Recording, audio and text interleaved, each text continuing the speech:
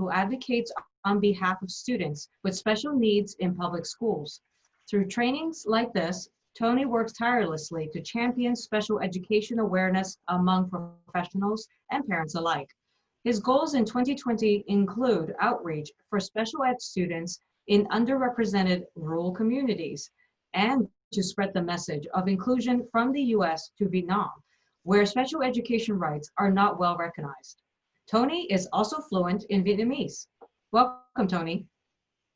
Hi, Jerry. Hi, everyone. Hello.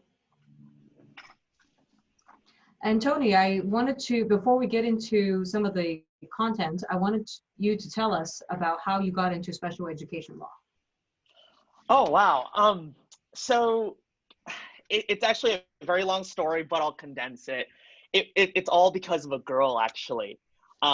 Yes, at the time that I was going into law school, I went to law school down in San Diego, and I was dating a gal that's up here in Orange County. So, and she's a special ed teacher. So wanting to know a little bit about her world and trying to kind of mend this long distance relationship thing, I decided to take up on an internship in my second semester of my 1L year. And I found a special ed practice, and I joined it with good intentions of really just wanting to maintain the relationship with her. But little did I know, even though I'm no longer with her as far as relationship-wise, she'll be the reason why I went into this area of law, and I wouldn't do any other area. I wouldn't do any other area. So it was all because of a girl. So. Okay. Well, not to take too much time about my own interest in the area is that actually I am a parent to a student who is in special education.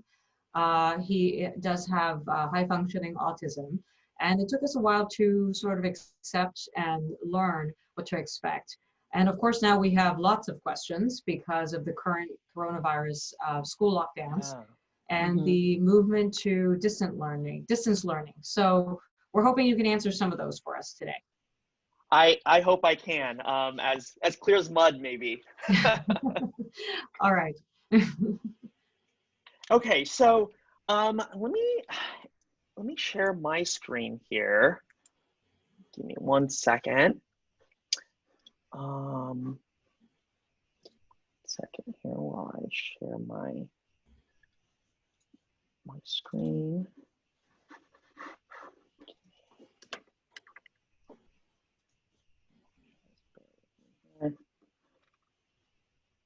Whoops.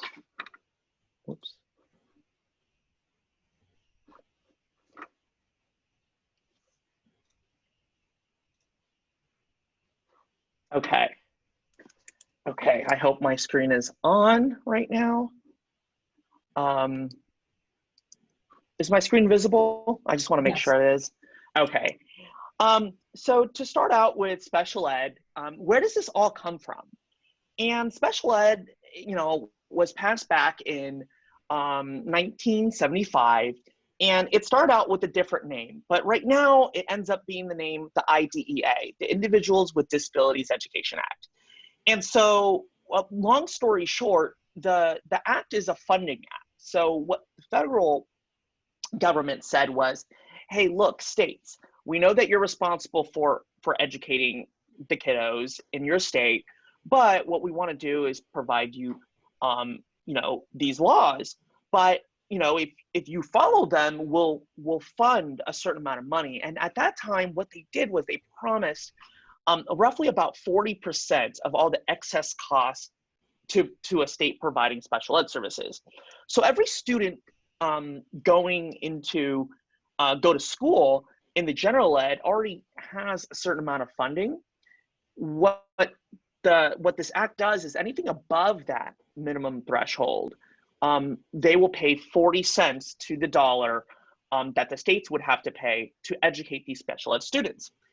Now, the difficulty about that and why this area becomes litigious is that currently federal funding has only reached to, and there's a lot of sources for this, but anywhere from 15 to 17% we're looking at half of what the federal government said they would give, that they're actually are giving right now.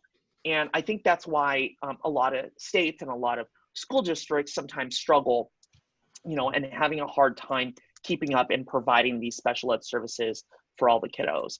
But I wanted to specifically cite the two regulations, one for the federal and the other one for California, just in case any of our attendees and participants want to look into.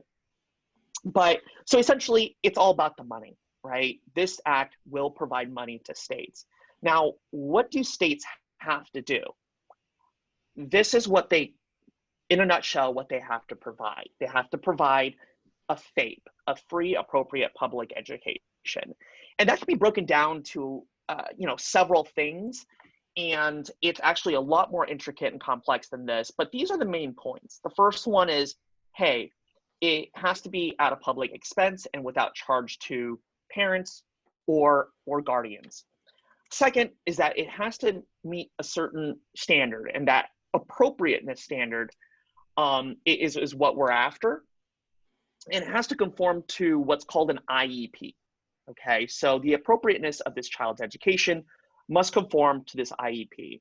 And I think the easiest way to kind of think about this IEP is an agreement between the district or the public school and the family to how to educate this kid and what the student really needs in his or her program. The third part about FAPE, if you will, is progress.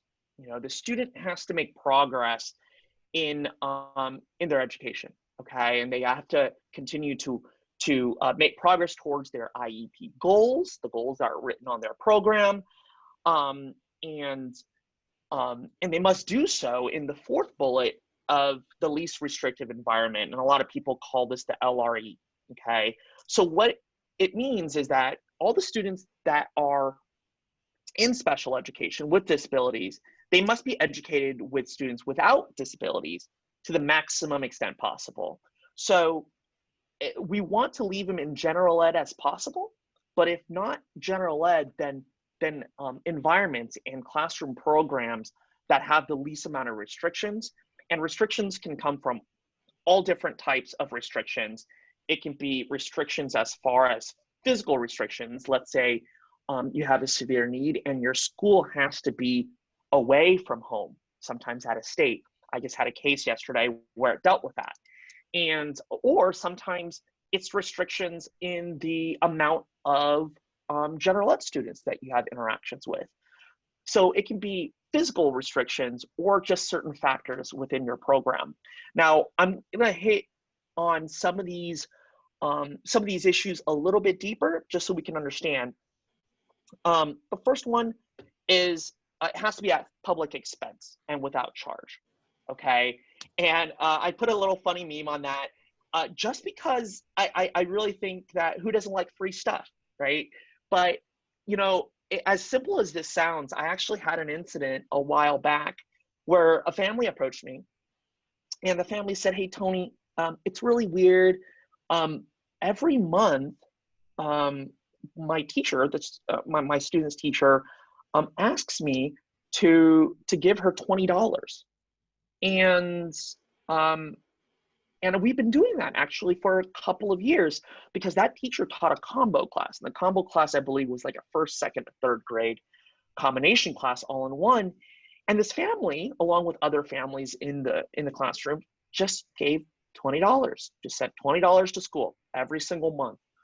And after about a year or two, the family started questioning, hey, where's this money coming from? And so when the school looked into it and numerous complaints were filed, the money definitely was not going to school or education. What they found out was the teacher was kind of pocketing this, and we don't know what it was spent for. But so just as a red flag, just as an alarm, if any school staff says, look, we need some money out of this and we need it on a constant basis or on a one-time basis, it should raise up some flags that this is kind of weird and it might be a little shady, okay? The next part, now this is the part where it's the heaviest of litigation is in this area right here of FAPE. And so FAPE must meet what's appropriate standards, okay? Now, I know what we're all thinking, we want what's best for our kids, okay? And we want that Cadillac, okay? We want that Cadillac for our kids. But the standard that's actually given in the past is that we actually don't get that Cadillac. We don't. And the law of the land a short while back was that you don't get that Cadillac. All you have to do, and this is what the Supreme Court said, all you have to do is provide a Chevy, okay? And the case that kind of talks about this is Rowley, okay? Now, this was a big case that looks into FAPE back in 1982. And that was a good amount of time ago, and there are a lot of things that were said in that opinion, but what the two takeaway is that's relevant for our conversation here is that it only required special ed to provide a basic floor opportunity for our students, okay? So kind of like the basic minimal opportunity. And schools, frankly, didn't need to maximize a student's potential. And I hear that a lot. I hear that a lot from families that come to me saying, we got to maximize my kiddo's potential. I know he or she can do more. And it just wasn't for that. And a lot of times, parents would come to a school district, and the stories I would hear is that they would say, look, I want what's best for my kid. My kid has a lot of potential. I know it. And, the schools would say, and sometimes justly so, we don't have to provide you the best because it's not required. Now, while that's a legal standard under Rowley, it's really hard sometimes as far as emotions for a family or a parent to take that in. So what happened? The question is, shouldn't we want more, right? Should we want more for our kids? And that's what was posed for a very long time, right? A lot of people were confused, going, nah, I don't get this. This seems to me to be too minimal. And the Supreme Court really didn't revisit this issue until pretty recently. And that's in 2017, about 3 years ago, under the Andrew F. case, Andrew with an E. The Andrew F. case made its way up to the Supreme Court, and it brings up this issue of what's the standard of special ed, what's FAPE, how do you define it? And what the opinion, and it was a unanimous opinion of the Supreme Court, was to say, look, more than just de minimis, more than just minimal education progress from year to year for the student, which is what Rowley kind of suggested, that's just not enough. That's just not enough for our students. And it was kind of funny because I heard the arguments up at the Supreme Court level, and the justices kind of had a field day with this, of saying, really, just minimal is enough. And so if you guys have time, feel free to kind of look that up. It was pretty comical, actually, how they held that. And a fun fact about it is that they actually overturned a decision that was made by one of the current Supreme Court justices, Neil Gorsuch. So Justice Gorsuch was the Federal Court of Appeals decision the Circuit Court decision that kind of made this overturned his ruling. And what else did Andrew F. say? Andrew F. also said, look, this is what we're going to do. Minimum's not enough. You got to provide an IEP, a program that's reasonably calculated to enable a child or a student to make progress in light of his or her circumstances. Now, we all know that disabilities come in various forms, various severities, and it's a wide spectrum. And so just given any kiddo's circumstances, that that program, that IEP, has to be ambitious enough, has to challenge the kiddo enough for them to have a chance to meet these challenging objectives. So these challenging goals that can help them make progress year to year, that's what we need to shoot for. We can't just shoot for barely anything or de minimis. We got to shoot for a little bit more. And that's the current law of the land right now. And while this ruling seemed to really favor students, it's still continuing to be a struggle for a lot of families to kind of advocate on their behalf. And so for the participants kind of wondering, look, either you have a student right now that's on an IEP, or maybe considering some services within the school district. What can you do at this point? You know, you kind of know the basic stuff. What can you do? And when you think your child or a student needs some special education services, and this can be a child, this can be a cousin, this can be a niece, nephew, whatever, a friend, it's fairly simple of how you get the process started. You start with a written letter, okay? And sometimes email form will do just fine. What you do is you write a letter, and the letter definitely has to have a date, because we're dealing with legal issues and they always have timelines. So you always have to have the date, your concerns.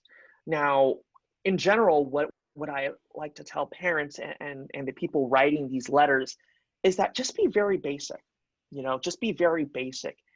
It doesn't have to be fancy diagnosis, fancy terminology. Your jargon doesn't have to be perfect. What I usually tell parents generally is look, you're not an expert of occupational therapy, especially if we're lawyers. We're not an expert of occupational therapy. We're not educators. We're not speech therapists. We're not behavior therapists. We're not school psychologists. What we're experts in is our own kid, or the kiddo that we're trying to help, whether it be a family friend or a family member.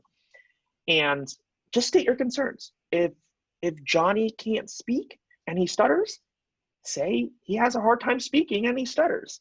You don't have to use the fancy terminology. So state your concerns, and you can write as many concerns as you want, okay? And then you have to write a line saying that you want special education testing, okay? That you want your kiddo or your family member to be tested for special education. It can be done in a letter form or an email. Now, for those of us who have family members or friends who might not speak English or have a strong grasp of the English language, we can always tell them to write this letter in their native language, okay? Once provided to the district will find a translator in order to translate that letter for them to know what it is that we're seeking, okay? So we give them this letter, okay? What happens next? What happens next? So this letter usually goes into either the school site that the student's currently in, okay, or at the district office. You can take your pick. But what I suggest is, because this needs some type of record keeping when you get into that office and turning in your letter, it'd be best practice to kind of have somebody either timestamp, and if a timestamp's not available, some type of a handwritten received on such and such date by who. And so so we can ask them to burn a copy of that, so we can actually get a photocopy while the district or that school site receives our original copy, okay? Now that will help us do the record keeping, because what happens next? So after we submit the request to assess, okay, the district, that public school, has 15 days to provide us with an assessment plan if they agree to start assessments. Now, this assessment plan will hopefully hit all your concerns, right? So if you have concerns in communication, the assessment plan might read that we'll have a speech pathologist assess the kiddo. Or if there's fine motor type of concerns, then an occupational therapist might be involved. If there are social, emotional, or behavioral concerns, maybe a behavior analyst or a school psychologist can look into that deeper. If there's mental health, or if there's just physical health needs, it can be looked into by a nurse as well. So this assessment plan kind of draws out what is the public schools offer to address your concerns. Now, you can accept that assessment plan, or you can reject it. Now, most assessment plans will be accepted, and from the date that a parent or a guardian signs that that assessment plan, the public school has 60 days to not only assess, but to also hold the IEP meeting. Now, to discuss the findings and to discuss whether or not the student is eligible for services.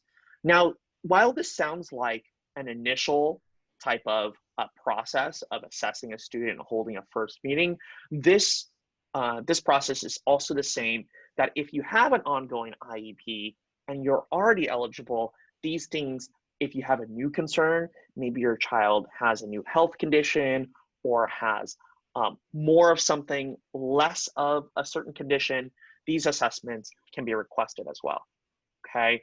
And so in total, if we're talking about if a public school uses the length of what's their allotted timeline and parents sign on the exact 15th day of that assessment plan being provided, the district has roughly 75 days, and that's calendar days, to get this assessment done and hold a meeting.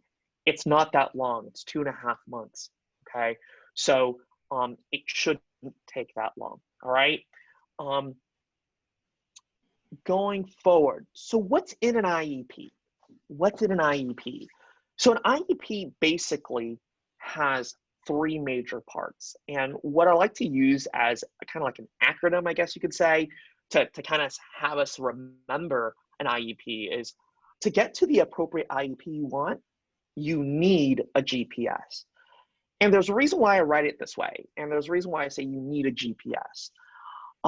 Because needs come first. Then the G stands for goals, the P stands for placement, or where your child is going to be taught, and S stands for services, okay? And it goes kind of that in order. You know, you have to look at the needs, right? That IEP meeting after the assessments is to go over the student's needs. And let's say, for example, the student does have a need that's eligible.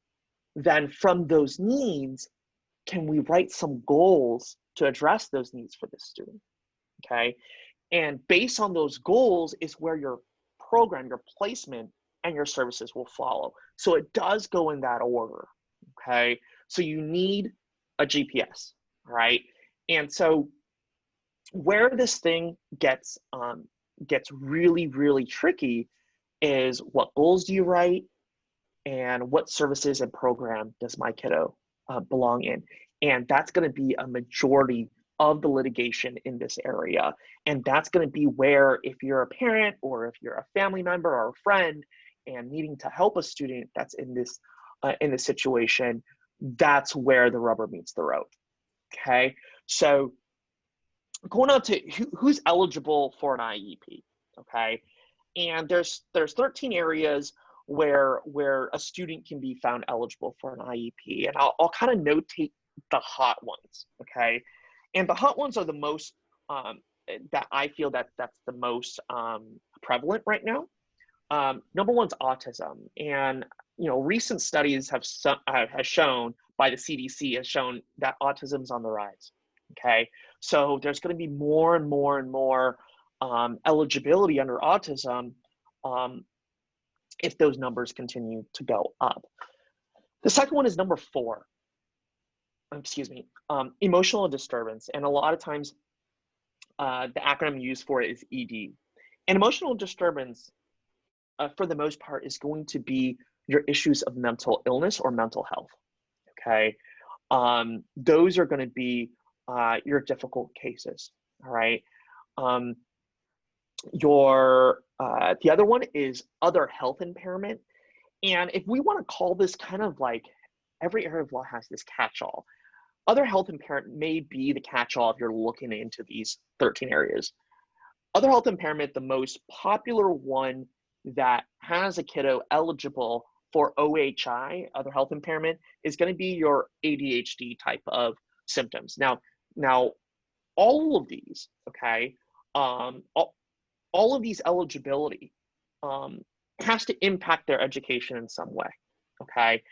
So hypothetically, if you have a mental illness or you have autism, and it doesn't impact your student's education at all, even though they have a diagnosis, then you wouldn't be found eligible.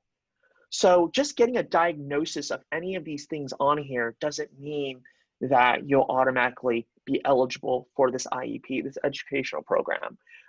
It will also have to impede your education in some way. The fourth most popular one as of right now, based on my experiences, is the specific learning disability in number 10. Now, specific learning disability is something that I guess easily explained is that when a child has a cognition of usually average to even high cognition, okay, but they don't show their abilities in certain areas that reflect that level of cognition. So I'll give you an example. I have kiddos that I help who have average to high cognition, but they may be in the 9th grade, but reading at a 3rd grade level. But their math might be at the 9th grade, but their reading or ELA, English Language Arts skills, is still down at the elementary level. Sometimes a kiddo is a flipped version of that. A kiddo reads really, really well, but then does really poorly in math and well below their grade level. You know, with those types of issues, you may be found eligible for an IEP. A quick story of kind of how these differences play out. I actually represented a student in the 3rd grade who has ridiculously high intelligence, okay? He was in the GATE program, he was at home, he was, all he was watching is kind of like scientific experiments, geometry. He was doing, when they were giving him tests, he was performing close to a college level at the 3rd grade, okay? But he had severe behaviors. And so while he performed very, very well in school academically, his behaviors got in the way of that education. And so even with that type of student, with that level of academic achievement, he still qualified for an IEP because of he specifically qualified under emotional disturbance because of his behaviors and his reaction to his environment, okay?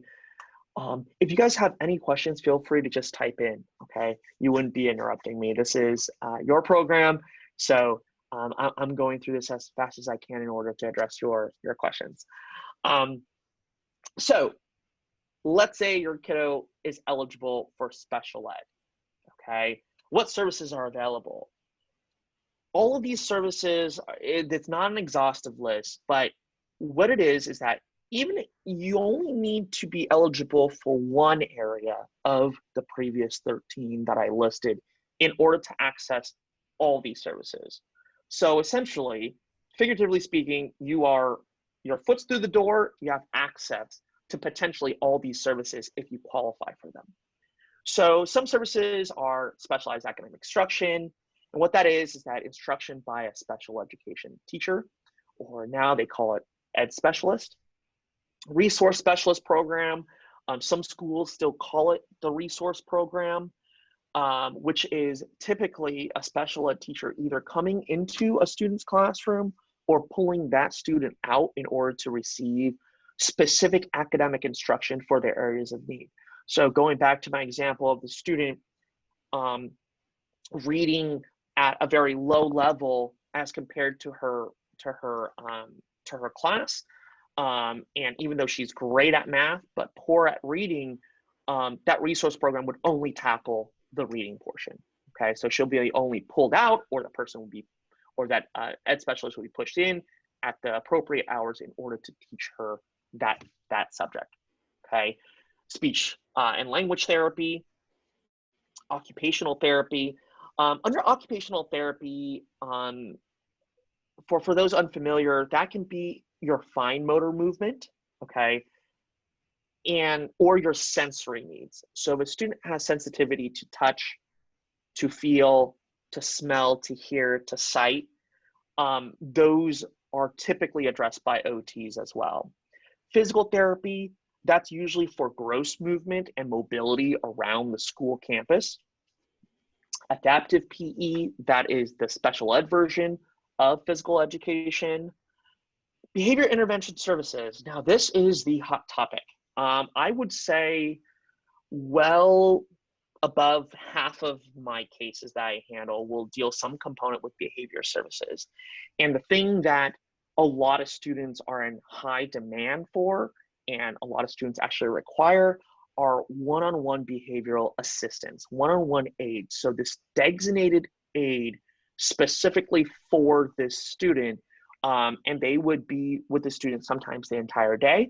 But if the student doesn't require an entire day, that aid will follow them just where it's appropriate. And so that's a really hot service that's really advocated for by families. The next one is a really hot topic as well: education-related mental health services. Now, this is the only one that you actually see on here that says education-related, but really all these services, they're all education-related for them to be provided by the public schools. Now, education-related mental health services, ERMS, if you were to use as an acronym, is provided sometimes by the school district, but sometimes by county mental health. This is a kind of a tricky subject sometimes because it's not always the public school staff that takes care of this service. There's sometimes what's called wraparound services, services within the community, within the county contracts that come and help the student both at home and in school. So that's, with those types of, I guess, agencies involved, ERMS is a really, really tricky thing to navigate because you have to make sure all the players in the game are talking to each other about this student. I recently had an IEP meeting where ERMS was the biggest topic. What we discovered in that IEP meeting is that a school district was saying they were communicating with a county psychologist, but then parents, when parents dug a little bit more, they found out that county psychologist already retired, and retired actually a couple of months ago. So the stream of communications might be really, really difficult because staffing comes from different agencies. Transportation, believe it or not, transportation, bus transportation, van transportation, all that stuff is part of your special education services. The next one is actually usually the forgotten one. Parents come to me all the time going, Tony, I get it. This IEP speaks to about my student, about my child, and services for him or her, but where are my services? I have to deal with this. And I think a lot of parents nowadays with COVID are really dealing with these difficulties. And they start really understanding the challenges that their student has, because now they are working with that student day in and day out. They're really, really seeing it a lot more, or sometimes even for the first time, this is when they're seeing the challenges. So as parents or as guardians, you can request for counseling or training on any of those areas that I listed and more, if your student needs it, and that's in order to support him or her at home and to make sure he or she continues to make progress. Okay. Now the last one is any other service that's necessary for a student to make meaningful progress. Now, while that's not necessarily in the statute, it's one of those things where if you see a service that's not listed, it doesn't mean that a public school can't provide that for a student, okay? But the thing is that service has to be necessary for them to make progress, okay? And that's kind of the key in this whole entire thing. Now that we've talked about about services and education related services, where are these services provided? Okay, now this is going to be that least restrictive environment type of analysis and discussion between public schools and the family. So these are, again, this is not an exhaustive list, but these are the main environments where your student can be educated, okay? The gen ed class, the general education class, that's the typical class that a majority of students are in, okay? The next one is an inclusion or collaboration class. Now, few school districts have this, and a lot of school districts are kind of toying with this idea of how do we include students with special needs along with general ed students in the same class. And some school districts have gone through trial and errors with this, of having maybe a special ed teacher and a general ed teacher co-teaching a class. I've seen that. It's very rare, but I've seen it. Sometimes it's successful, sometimes it's not. The next one is a special day class. Now, this is where you're going to run into a class designated for only special ed students, okay? Now, these classes are typically in about 3 different ranges of need. You have your more mild needs, you have your moderate needs, and you have your severe needs, okay? Your mild needs are going to be your high functioners, okay? If they can't make progress in general ed or in inclusion classes or collaboration classes, then this might be another step in your options to try out. And a special day class and a mild class, you're looking at kids that are higher functioning.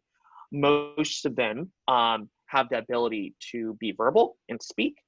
They may be, usually these classes are just lower, slower in academics. So they may have a modified curriculum instead of a full general ed curriculum taught in there. But those are usually going to be your high functioning students. Your moderate students are exactly just that. Your moderate students are going to be somewhere in between mild and severe. And severe types of classifications, you're looking at severe autism classes where behaviors and behavioral services are embedded in these programs. Another thing to look at for severe type of special day classes are going to be your medical classes. So what I mean by that is your medical needs. Kids that have severe medical needs that have to be provided maybe by a nurse. And I've seen programs where a school has a medical classroom in there, a medical needs classroom, and that classroom is actually staffed by like 3 nurses. And so so these are the things that may be fitting for the student in order for him or her to access their education. The next one is a non-public school. Now, I know what you might be thinking of, okay, so is a non-public school just a private school? Why do they call it a non-public school? And why do they call it an NPS? Well, a non-public school is a private school, but their designation of an NPS is given by the California Department of Ed, okay? And that designation allows them to contract with public schools, okay, in order to provide services for public school students, okay? Which means they have to, in order to receive public funds, they have to provide state curriculum, okay, and state programs. So they would have to follow that. So these NPSs, they take care of a plethora of different ranges. You have autism type of non-public schools. You have public schools that are called 2E or twice exceptional students, students that have exceptional needs and they're exceptionally brilliant. You have non-public schools that take care of more mental health or behavioral concerns. You have non-public schools that have kids that are, in some cases, they're diagnosed with oppositional defiance and things like that. So non-public schools are not public. They are privately ran, but they're able to contract with public schools. Home hospital instruction. So this is a really big one. when you need it. And so a lot of times a student has a certain medical need or a certain mental health need sometimes that they can't participate in any of those settings, okay? And maybe based on doctor's notes, doctor's instructions, that they have to be either in these circumstances quarantined or have to be kept away from large crowds because of immune systems. Maybe they have close to a 24-hour nurse at home that makes it difficult for them to receive the same services at a school site. So these home instruction, what it is that the student can be home and the school comes to you. So an instructor would come to you. All your service providers, whether you have speech, OT, PT, any of that stuff would come to you in order for you to make progress. Okay. The last one is going to be likely usually your most the least common, and that's a residential treatment center. And what that is that it's typically for students with behaviors, sometimes with drug addiction, sometimes with mental health, and these programs are often very far away from your residence. Yesterday, I just had a case of a student who lived locally here in Orange County, and he's going to be placed in a residential treatment center somewhere in Utah. And these RTCs are away from home, but don't worry, if a student needs to be there and it's appropriate for them to be there, parents are provided visitation access, and that's generally funded by the school districts or public schools. And these RTCs, they're pretty penny. So anything that you can do to prevent a student, again, keeping them in the least restrictive environment, this RTC is usually your very last option. And these RTCs are both taxing for families. They're taxing for the student sometimes to be away from their family, but it's an appropriate placement for them. But it's also taxing on dollars. Yesterday, I was looking at kind of like the rate sheet for an RTC for a student. And yesterday, if I remember correctly, it's $116,000 to place one student there for a year. $116,000. So it's quite a lot of money, and it's quite a lot of spending. So to keep a kiddo in their least restrictive environment and not have him scale down to a more restrictive environment is the best interest. Okay. Tony, one of the Yeah. questions that have come in were actually about RTCs. And Yeah. what it said was, are RTCs provided usually limited to those on a list? And the following words is in quotes, approved, end quote, by the state. And the person also put in brackets, which they found to be rather limited. So do you have an answer? Yeah, so RTCs have to be able to provide the services for that state. So I'll just use my example yesterday about the school in Utah. Okay, the school in Utah, I'm sure, gets students from all over the United States to come to that RTC. Okay, one of the questions right off the bat was the district asking whether or not that RTC that the parents proposed in my case was, and this is during settlement discussions, have they worked with California schools in the past? Okay, and while I don't know what level of certification and requirements they need to run that RTC and to accept contracts from certain states, there absolutely is. Now, is it an exhaustive list? No. So a district or a public school can't say, look, we have these 5 RTCs. These are the 5 that we contract with. We're not going to consider anything else. No, they can't do that. Okay.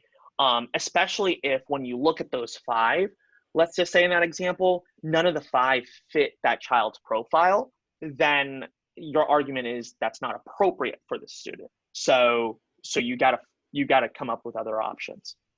And okay. There was one more question. It does go back a few slides in regards Sure. to the Andrew matter. The question had asked, have you seen a difference in the quality of services provided by school districts since Andrews? Um, to be honest, this is not me sounding pessimistic. No. I think since Andrew, I think school districts have made a little bit more of a push, but when you look at the quality alone, it's really difficult. And being a student's attorney representing families, I I kind of sometimes take a step back and kind of look at the both sides. And I'll tell you, based on my experiences of quality, this is what it kind of we're up against. My cousin is a speech pathologist for a local school district. And she has, I want to say that she said one time, 82 students on her caseload. And if you imagine every student having maybe 20, 30 minutes at least a week, that's minimum a week probably, of services, where do you find your time in an entire week to serve these kids? And so is the quality going up? I can't say it has.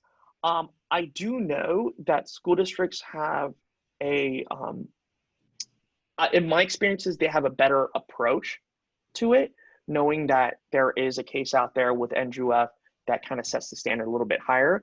But if you go back and look at the slide, what that decision said in those, and I'll go back, give me 1 second here. Let me go back to Andrew. Whoop, there it is the second bullet is what usually a public school's argument would be, right? Well, your child, look at his or her circumstances. His cognition is low. Her medical condition's never going to get better, or certain things like that. That's the thing that kind of that boosts their argument in this. From a student's perspective, it doesn't matter if your child has a plethora of disabilities. The goals still have to be challenging to that kiddo, and if the goals stay the same year to year and progress has not been made, then if they're not providing the appropriate education for them to move along. And sometimes I actually had a case today where I was writing a complaint for where a student back in 2017 was performing at a 4th grade level, and right now they're performing currently at a 2nd to 3rd, and it's been 3 years and they actually slid. So I think NGF kind of, while it was considered a win for families, in light of student circumstances, something that's really big that the district brings up a lot. And so, as best advocates for our kids or our family members, I think Andrew should, when you come in to self-advocate for maybe a student or something like that, I think those are the things that need to be brought up. Hey, these things aren't ambitious enough, or these things aren't challenging. But we also have got to keep in mind that a student's circumstances might not lend to those challenging objectives.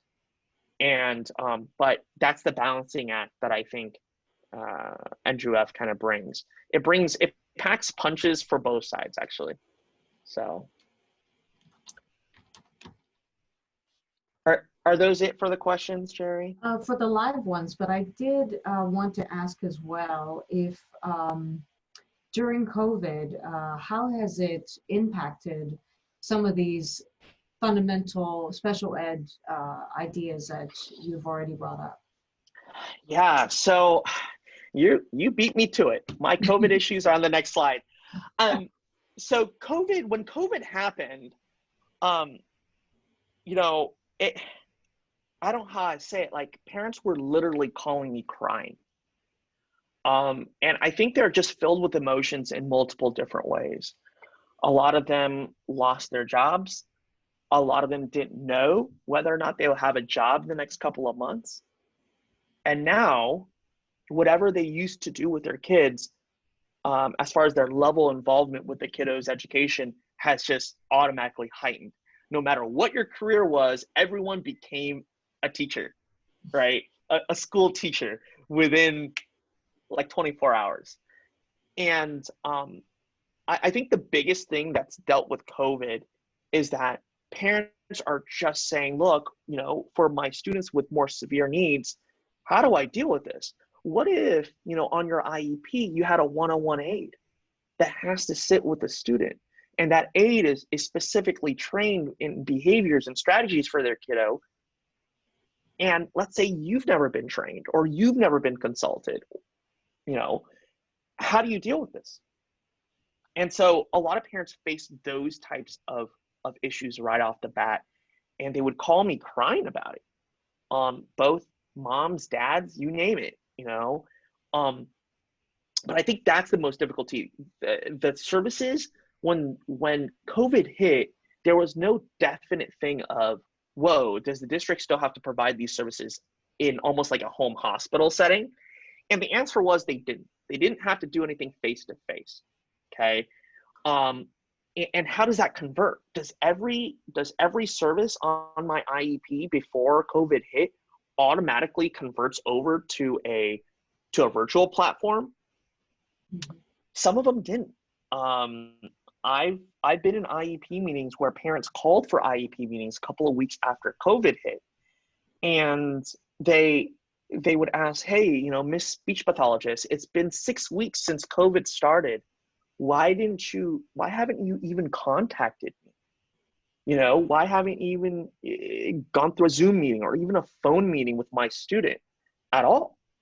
And some of the answers, depending on your district, okay, some of the answers that I've gotten were flat out, we're not trained to do so. We have no speech therapists trained in our district to do telehealth. So when this hit, it took everybody by surprise. And these districts are not districts where you would think that are so rural and out there. No, these are Orange County districts, right?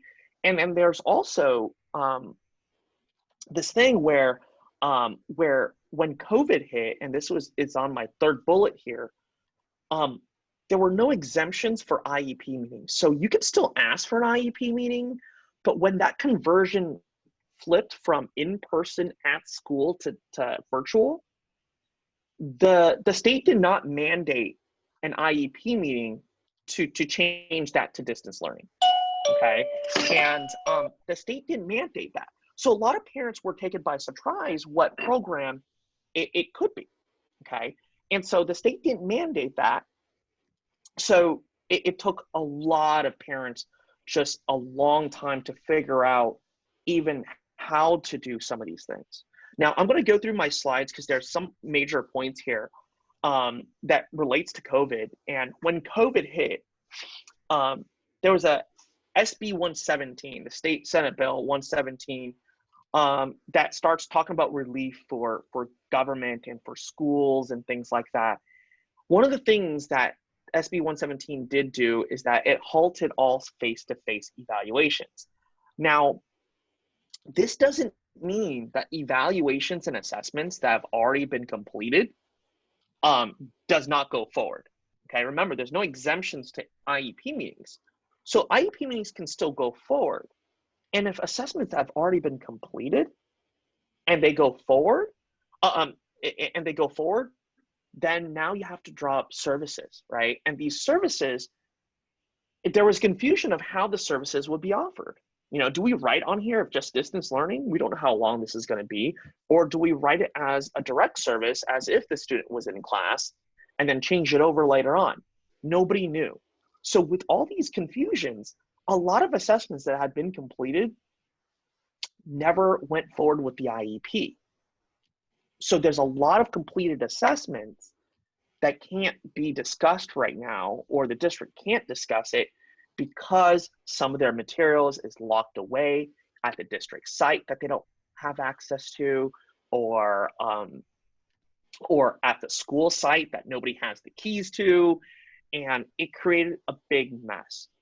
But if evaluations haven't started or haven't concluded, there's no need to do face-to-face evaluations. Now, currently right now, okay, we're in the summer period, but I do know that there are service providers that are starting some type of evaluations. Now, those those are for usually exceptional circumstances. You're talking about the one I'm talking about is actually a mental health situation. So those could potentially take place with the right safeguards. The second thing that SB 117 did that's significant to special ed is extended the timelines for student records requests. Now, typically, if a parent wanted a student's records, they can do a written request, and 5 business days later, it should be produced, okay? Now, that time has been extended until when schools reopen. However, you can rely on federal law to say, look, I'm still doing a records request, but federal law allows 45 days. Now, what my true experiences are with this is all my records requests during COVID, the turnaround time is probably about 2 weeks, give or take 2 to 3 weeks, if they don't take the full 45 days, okay? But they certainly don't take just 5 days. And Tony, just before we wrap to the end, I wanted to indicate to all of our attendees that there is in fact a CLE form link to the chat box to your left, and there's also a code specifically. So you might want to note that code down before we end the program, and that is 560189, and just go to the link that's in the chat box. And also, Tony, another thing that I think has come up in some of the questions is, we've talked about when COVID accommodations no longer worked, but how about what if it actually worked well? Because some students, some of their, especially perhaps the ones with the behavioral issues or the emotional issues that you've mentioned, maybe being away from a socially taxing environment, such as a full day of school, could actually help them. So if something like that were to occur, what do we do in the fall? Yeah, so if anything that, that you're seeing right now, whether it be as parents, as friends, as family members of the student, and if any of these strategies during the home instruction works, this is the information that you need to bring to the table, right? When schools resume and when IEP meetings happen again after the summer period, you can ask the district, look, I'd like an IEP meeting. I have some new ideas of how to address my students' needs. Because there could be something that you found out while working one-on-one with your child that can help him in the classroom setting. So what I typically say to parents during this time is consider this a baseline, okay? Consider this time as your type of data collection and your fact gathering of your student, of what his or her tendencies are when certain demands are placed on him or her, or certain academic rigor is placed on her, and then discuss it with your IEP team. Because what can look like something good now at home may be proposed, but it may not work in a school setting, And so there's a lot of I guess nuances that come into that, but definitely bring it up because I think that's really, really of value. Mm-hmm. And we have come to a close in terms of our timing. I didn't know if you were willing to stay for a couple minutes for some questions, and maybe even talk about some of the common issues you've encountered during the COVID lockdown. Yeah, so what I'll do is I will type my email on the chat box. If you guys want to write it down now, it's info, info at k12edlaw.com. So info at k12edlaw.com. I'd be more than happy to speak with you guys regarding anything special ed. Or even I know some attorneys are interested in this field, or the aspects of this field. I'd be more than happy to grab coffee or to chat with you guys about it. And if anyone would like to stay on for another 5-10 minutes, I'd be more than happy to accommodate as well, to chat about some of the issues of COVID a little bit more. Yeah, maybe just to start, while people are gathering their questions, if you can just tell us some of the common problems you've ran into during COVID. Yeah, so this next slide, I was going to get to. It's pretty long though, but I'll tell you the common problems that some families, it's unfortunate, but they don't even have the devices or the internet access to access these types of programs that's being provided online. And if that's a barrier, then everything else kind of crumbles. Um, the single biggest issue I have during COVID is kiddos with behavioral needs and parents being unaware when they put academic rigor on a student, the reaction that they would get. And a lot of times, what parents end up using is they use their own behavioral services in the home where they would get it through medical insurance or Medi-Cal and use it for educational purposes because that's the only way they can educate their student during this time. So, so that's something that's a really big issue. Another big issue is that the the type of curriculum or the type of materials that's given to students is not tailored to their needs. So I had a family where um, activities were being sent home for a student to log into a software. When the student logged into the software, she's like, "Mom, uh, I usually skip this on an everyday basis because that's an accommodation that's on that student's IEP that the student will actually skip this particular activity, but the activity is still given to her to do." So um, those are some of the difficulties where the materials going home don't meet their needs or don't meet their academic performance level.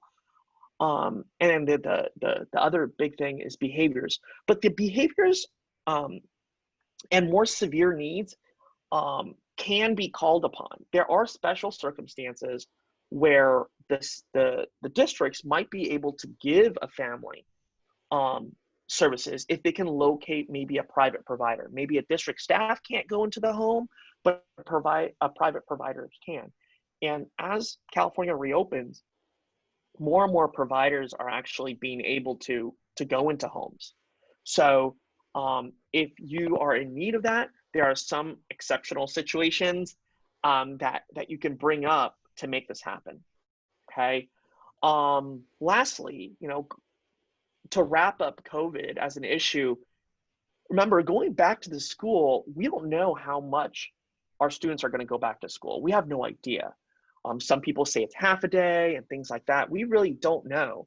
But if you would like to if you would like to make an IEP plan for this upcoming school year, and you have an IEP meeting coming up at the beginning of fall, it's really wise for us to kind of look at maybe coming up with a plan if schools reopen, what in-person would look like, and have kind of a secondary plan for just in case the state goes back to closures.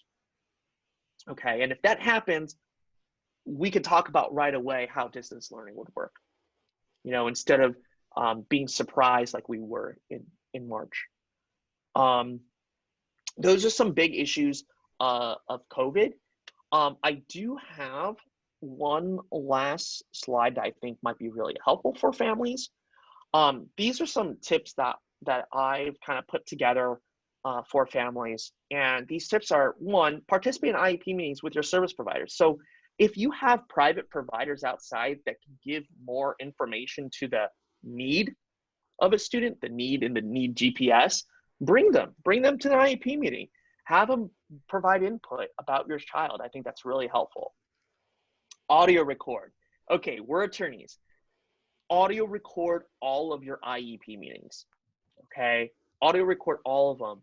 The only thing is you got to give 24-hour notice. You got to write them an email, send them a letter saying, "Hey, I'm going to audio record this meeting," and you can do it. Okay, that really helps with going back and kind of listening to what happened. Or if you have a member or a spouse or a family member that can't attend, you can replay it for them to listen to. The third one, observe the student at school and at home. The reason for that was just like I was saying earlier, how a student acts at home and how they react to certain demands at home may be completely different than it is at school. So feel free to request the the school that your student attends, hey, can I go in and check out, Johnny's class next week? And they'll set up a time where you can come in and observe. Number 4, if it's not in writing, it never happened. We're attorneys, put everything in writing, okay? If you have email, put it in the email thread. I think that's really, really helpful for backtracking and knowing when things occurred. Lastly, and I said this before, use this time during COVID to monitor students' baseline. Your students' baseline before, during, and after COVID closures. It may go up, it may go down, it may stay the same. And so all those are really important for us to kind of move forward with reopening and maybe reclosures. We don't really know. But that's what I have. Let me end the show here. So much for taking the time to talk to us. You definitely gave us a lot of great information and food for thought. There were definitely people